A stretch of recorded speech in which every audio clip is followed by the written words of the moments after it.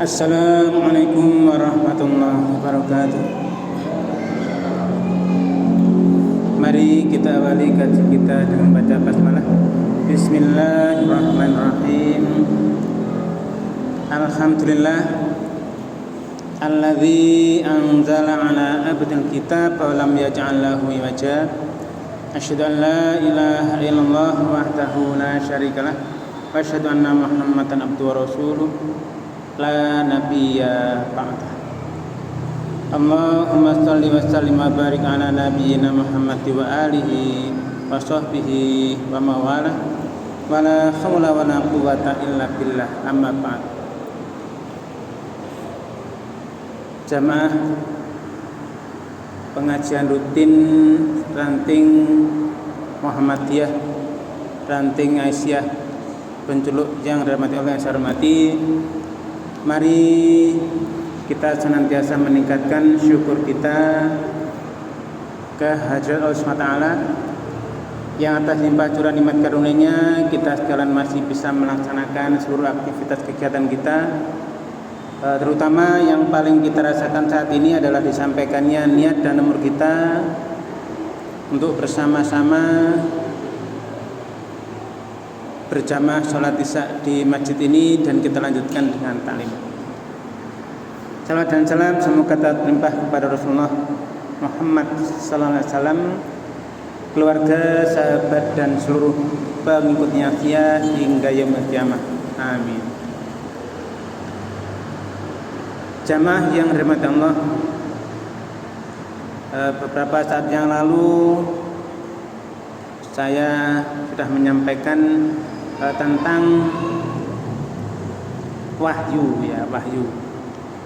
Kemudian saya cari-cari apa yang pernah saya sampaikan itu, yaitu wahyu itu ada dua macam.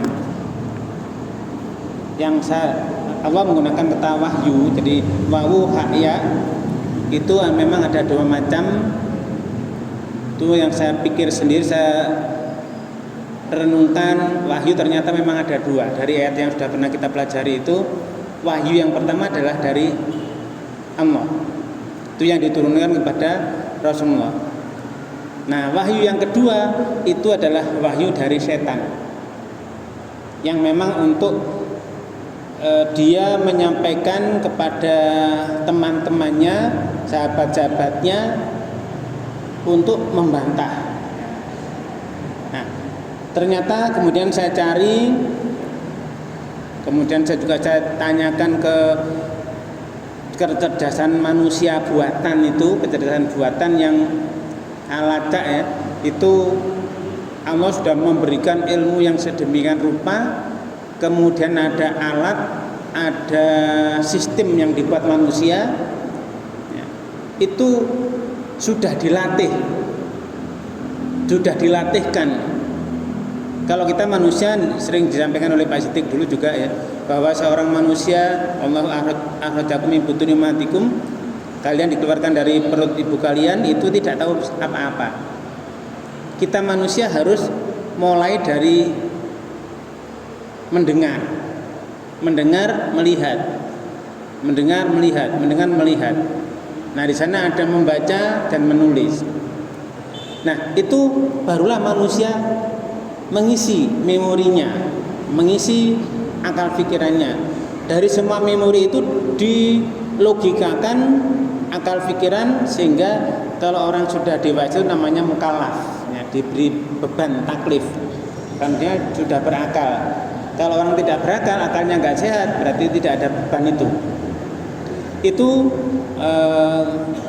Alat itu dilatih dengan data yang sangat besar, sampai lebih dari 500 giga itu dalam bentuk terkompres.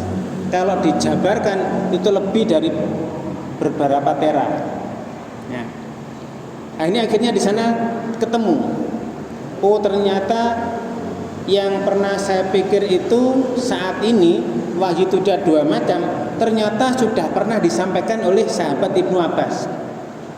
Ibnu Abbas pernah menyatakan ketika ada pertanyaan gini-gini, ada seorang menyatakan menerima wahyu dan sebagainya, Ibnu Abbas menjawab, wahyu itu ada dua, yang satu dari Allah dan yang satu dari setan. Wahyu Allah datang kepada Muhammad SAW, sedangkan wahyu setan datang kepada sahabat-sahabatnya. Akhirnya jamaah yang berbahagia, makanya di sini kita harus waspada. Apapun itu yang datang ke kita pasti ada dua macam tadi.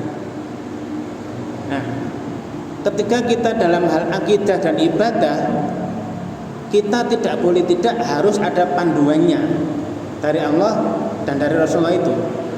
Rasulullah sudah menjelaskan semuanya, mempraktekkan semua yang disampaikan oleh Allah, diwahyukan.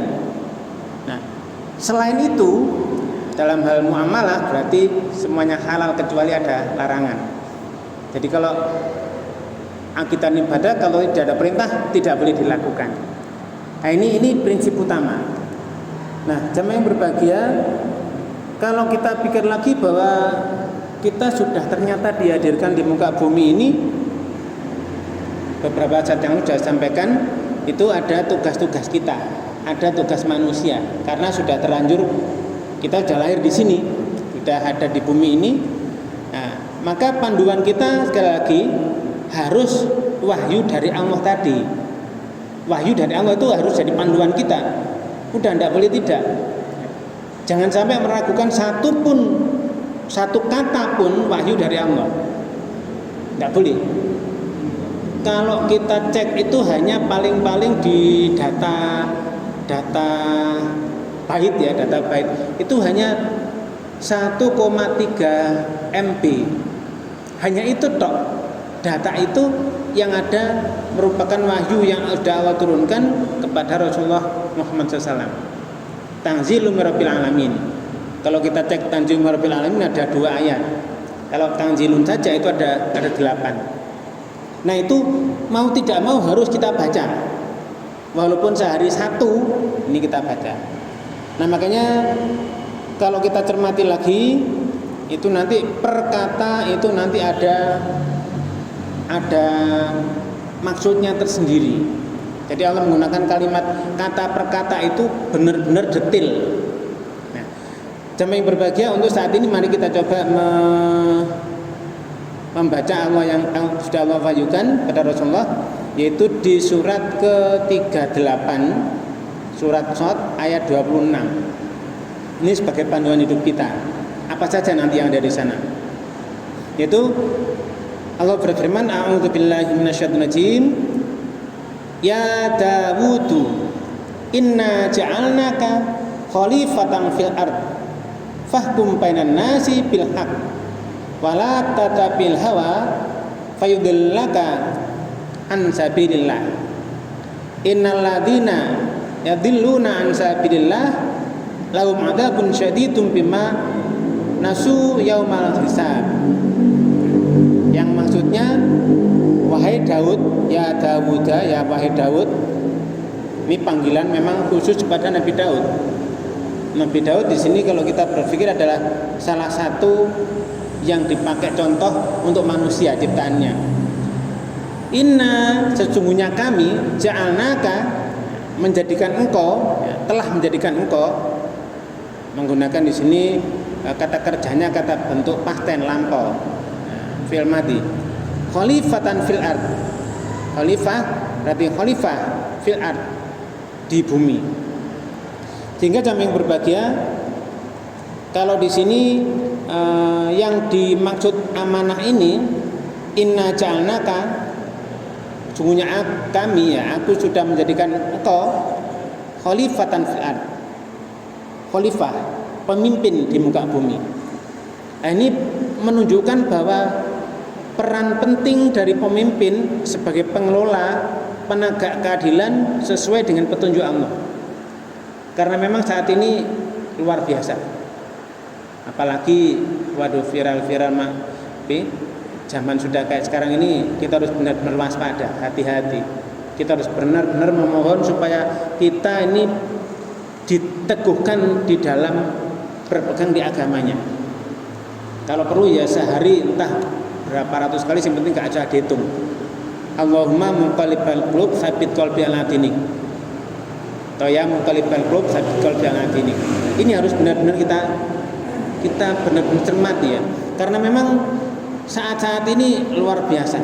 Wahyu dari setan ini, kalau kita baca yang terakhir aja itu sudah orang yang sudah dipandang di sana seperti itu ngomongnya nggak karuan, wah nanti akhirnya membuat orang lain sakit hati gitu. Ini viral barusan.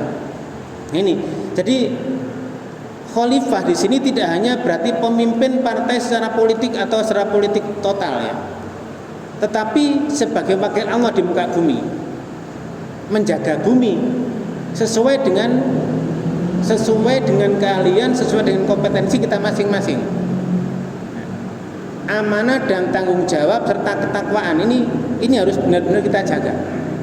Ini khalifah. Jadi wakil Allah menjaga bumi dengan amanah, tanggung jawab dan benar-benar penuh dengan ketakwaan. Ini. Sehingga jamaah yang berbahagia, benar-benar kita harus saat-saat ini harus sangat-sangat hati-hati. Kemudian kalau kita cek lagi berikutnya tadi, fahkum bainan nasi bil haq. Maka berilah keputusan hukum bainan nas di antara manusia bil haq, dengan benar, dengan adil. Nah, adil ini berarti ini ain dalam itu bil haq, hal ini juga adil. Di sana berarti adil dengan benar. Adil itu ternyata di bahasa Indonesia itu tidak ada, di bahasa manapun tidak ada, hanya ada di bahasa Quran. Adil sekarang sudah dipakai di mana-mana. Jadi adil itu berarti menempatkan sesuatu pada tempatnya. Ini. Jadi bilhaq dengan benar, memutuskan perkara di antara manusia berdasarkan kebenaran. Apapun itu sudah, walaupun nempel ban ya harus benar. Gitu. Nempel ban salah ya biar bocor dulu kan bocor lagi. Ini kita berpikirnya ke sana. Ini maka yang terbaik yang bisa kita lakukan ya begitu. Misalnya apa? Bikin tahu. Mungkin orang lain kalau melihat orang membuat tahu itu jadi nggak kolu ya.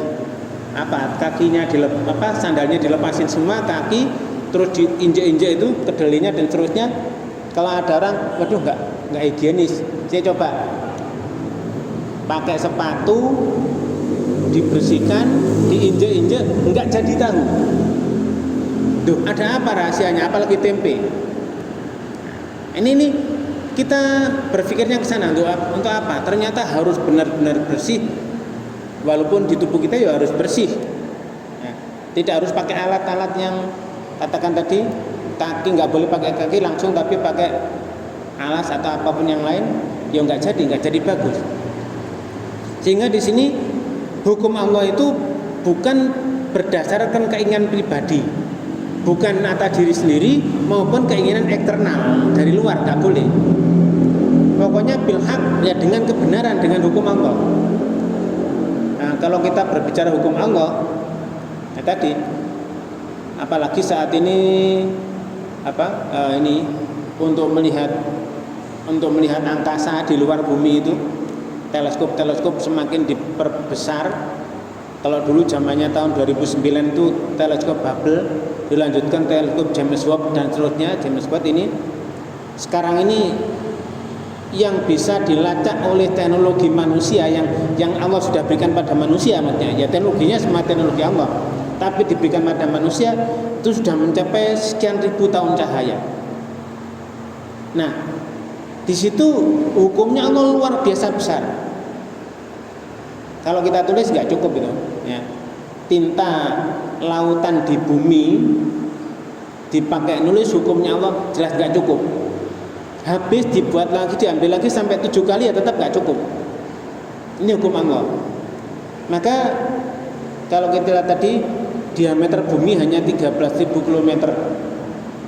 Terus nanti semakin besar lah bumi cuma segitu dibanding dengan bintang yang sangat besar. Kalau diibaratkan misalnya bumi itu hanya buntirnya kacang hijau misalnya, kita ada di mana di situ nggak terlihat. Ya kita sangat-sangat kecil sekali. Di situ kita ada di bumi ini satu di antara 7 miliar manusia. Nah, maka ini hukumnya itu. Pokoknya hukumlah, berilah keputusan di antara manusia dengan benar, dengan hukumnya Allah, dengan kebenaran, dengan tadi hukum-hukum Allah sudah ada semua. Nah, di situ berarti ini jamaah yang berbahagia, keadilan, kebenaran itu adalah pilar utama dalam kepemimpinan. Keputusan seseorang dalam memimpin ini harus benar-benar adil. Apapun yang kita lakukan, coba kita renungkan lagi satu ayat, kadang-kadang satu ayat itu dipotong hanya satu frase gitu. Kok sampai begini ya dalamnya. Ini. Maka tadi tugas kita ya sudah kita jalankan sebagai khalifah di muka bumi ini. Kita berikan apa saja keputusan di antara manusia, di antara kita dengan kebenaran, dengan hukum Allah, dengan adil tadi. Terus di situ ada tadi apa? Lanjutnya. Wala tatabil hawa fayudillaka an sabilillah. Ini. Coba kita lihat ada sesuatu apa di sini. Wala tatabi, wala lamnya lam nahyun, berarti li tahrim, untuk mengharamkan. Tatabi berarti kamu mengikuti, dan jangan kamu mengikuti hawa nafsu. Ini larangan keras, jangan mengikuti hawa nafsu. Apakah itu hawa nafsu kita sendiri tadi ya, atau hawa nafsu eksternal tadi? Hawa nafsu yang dititipkan orang lain ke kita. Fayudillaka an sabilillah, fayudillaka, maka dia akan menyesatkan kamu. Fayudillaka an sabilillah, dari jalan Allah. Ini jamaah yang berbahagia, makanya kita memang diberikan kebebasan untuk melakukan apapun. Tadi ada la ikraha fiddin, tidak ada pemaksaan untuk dalam beragama, ini tidak ada.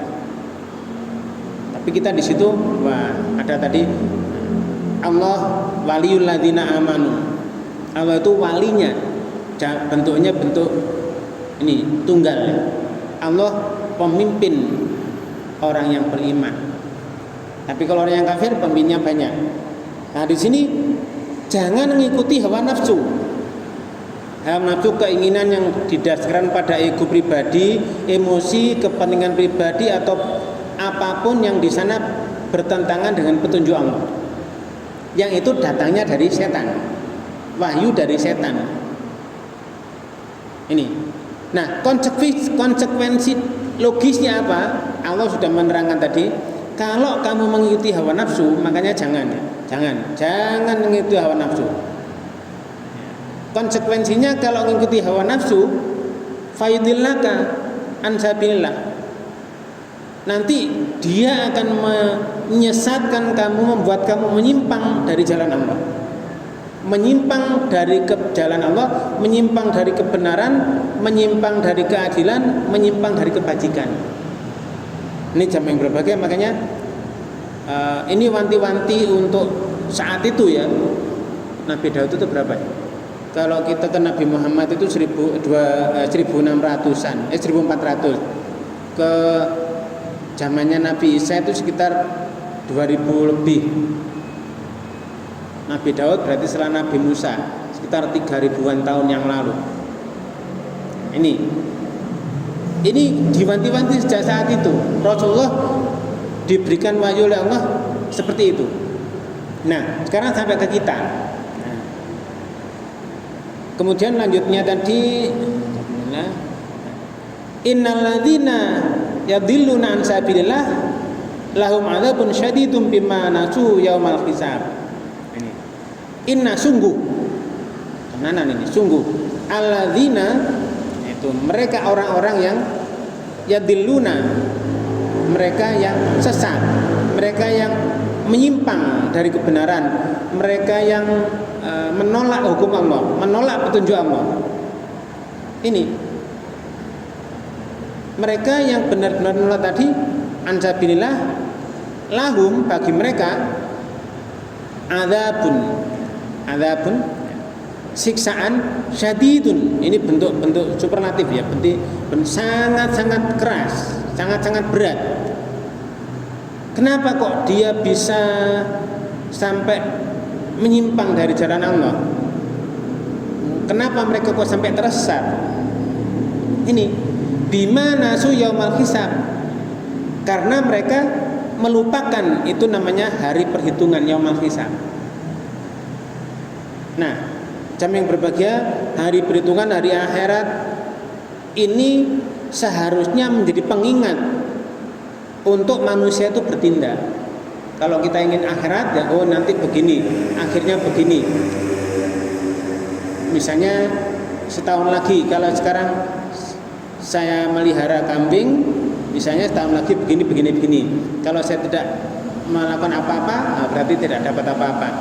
Akhirat itu harusnya jadi pengingat. Tapi di sini Allah menjelaskan mereka bisa sesat seperti itu dari jalan Allah seperti itu sampai dapat azab seperti itu. Kenapa? Bima disebabkan nasu, mereka melupakan melalaikan hari akhirat. Kok bisa? Ya sudah, memang begitu. Allah setan itu istilahnya apa ya?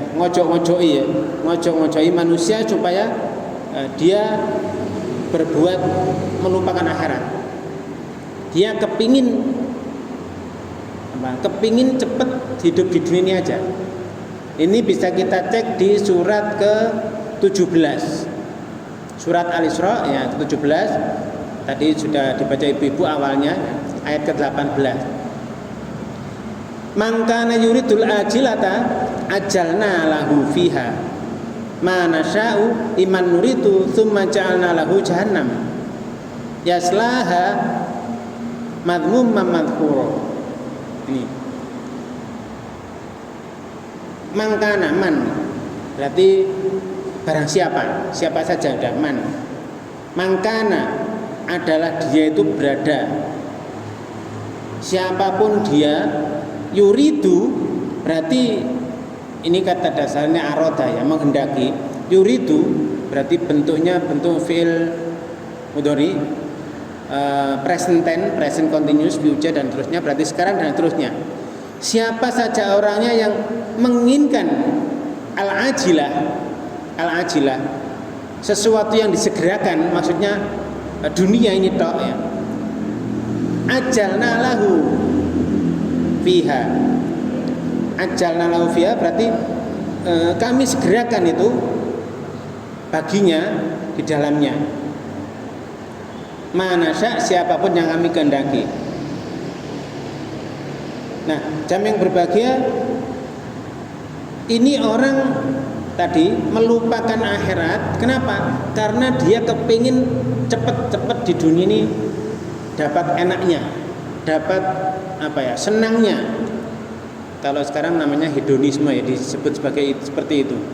Sehingga ya tadi, kita jangan sampai melupakan namanya akhirat. Kalau misalnya kita di dalam kehidupan dunia ini berbuat sekuat-kuatnya usaha dalam kehidupan dunia, misalnya bertani dan sebagainya, beternak apa saja, tapi tujuannya hanya untuk Allah lain. Berarti di situ ada aturan-aturan, ada jalan-jalan yang khusus yang harus dilalui. Tapi kalau ini mangkana berarti man ini siapapun orang. Makanya kalau kita lihat ada orang yang tidak iman, mereka di sana hidupnya mewah-mewah dan sebagainya. Ya ini ayat ini berlaku. Siapa yang dia menghendaki sesuatu yang cepat, yang segera di dunia ini, ajalna lahu fiha, kami cepatkan dia, kami segerakan dia di dunia ini, kami berikan. Mana sya'u, siapa yang kami kehendaki. Liman nuridu, siapa yang memang dia sudah menghendaki, Allah akan kehendaki itu diberikan. Nah, thumma, tetapi, nah ini tetapi, kemudian yang sudah ingin dunia tok tadi, thumma ja'alna lahu, kami jadikan bagi dia jahannam. Nah, ini. Makanya kalau sering disampaikan, siapa yang mendengar kalimat Allah disebut maka bergetar hatinya, itu Hati itu kalau dalam bahasa Inggris kan heart ya. Heart itu jantung. Jadi hati itu yang di kolbun di dalam Quran itu kolbun, bukan hatinya manusia, anti liver bukan. Hati kolbun berarti dia heart, jantung itu. Makanya kalau di dalam kedokteran yang kalau jantungnya bagus ya bagus semuanya, kalau jantungnya buruk ya macam-macam sudah. Ini kalau dia lupa akhirat, maka dia ingin segera di dunia. Apapun yang diusahakan, kepingin di dunia ini cepat-cepat diberi. Nah, orang-orang yang nggak iman, ya sudah diberi. Dan Allah pasti memberi ya, 1 diberi dibalasi 10 itu pasti. Nggak peduli dia orang iman atau tidak. Kalau orang tidak iman dikasihkan semua di dunia.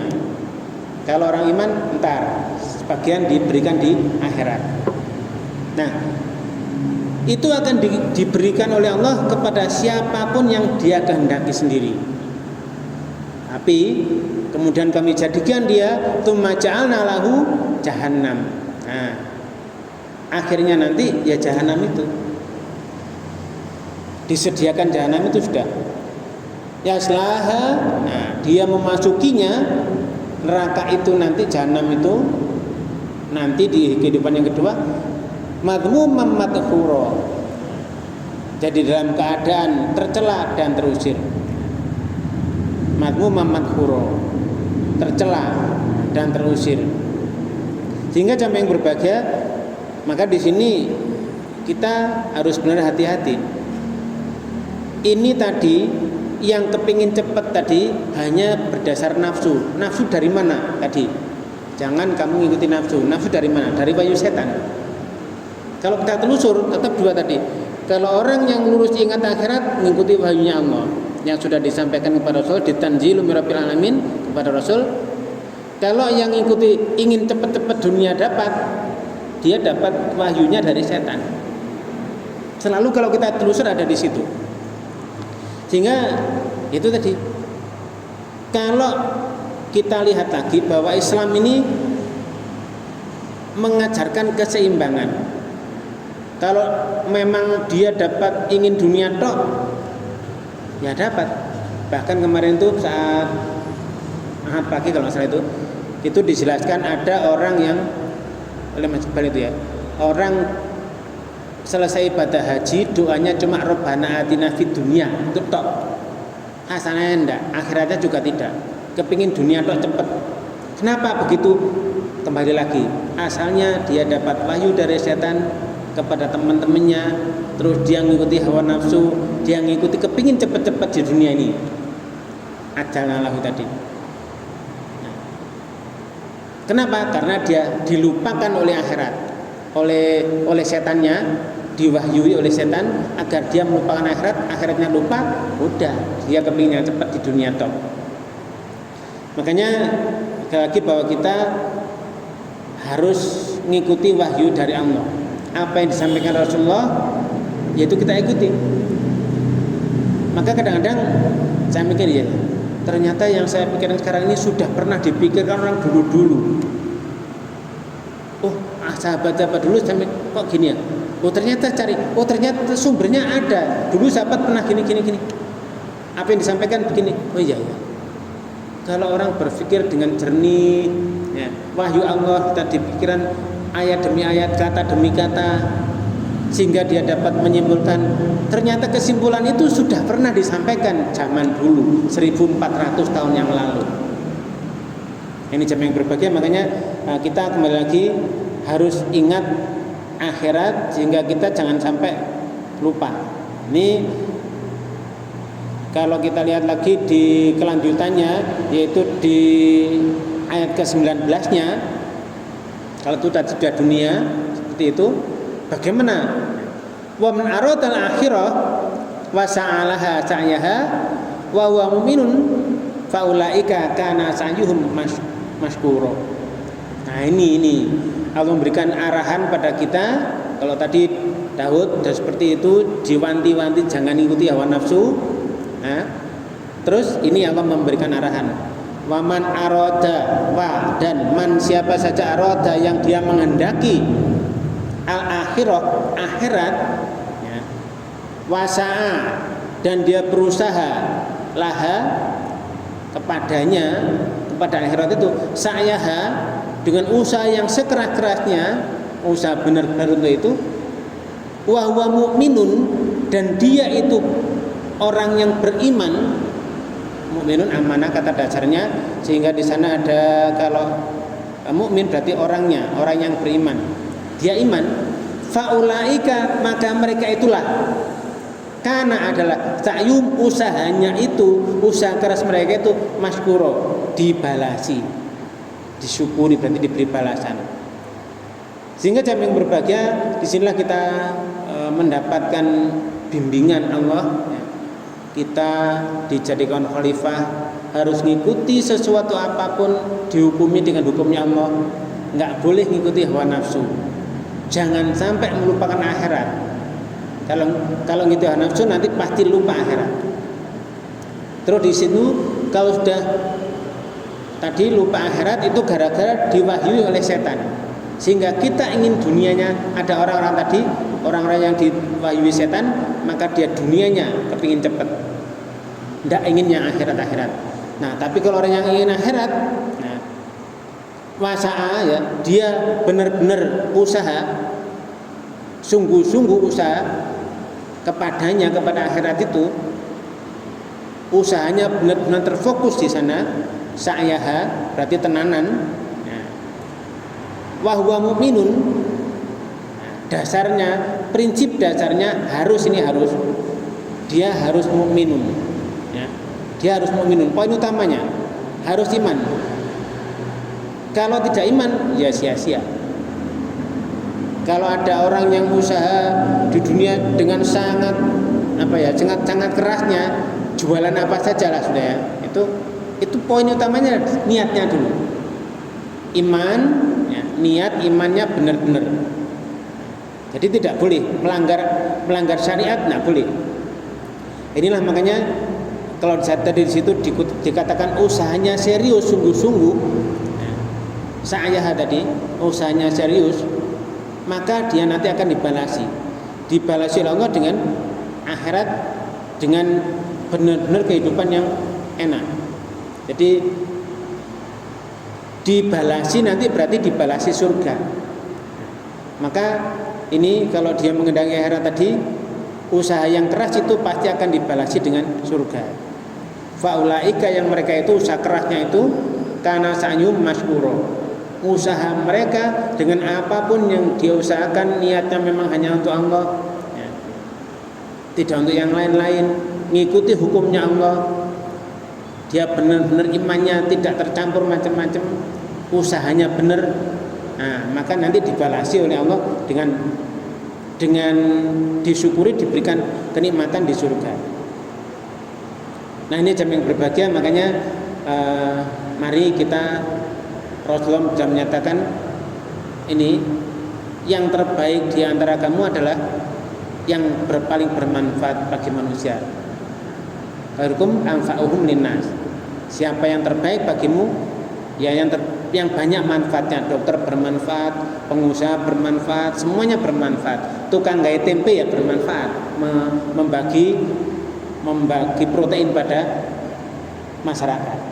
Nah, jamaah yang berbahagia, kiranya ini yang bisa kita bahas. Mudah-mudahan yang sedikit ini hanya 3 ayat tadi, bagaimana Allah menjelaskan contohnya Nabi Daud, kemudian ada dijelaskan bagaimana orang yang bersegera di dunia, ada orang yang benar-benar mengharap akhirat.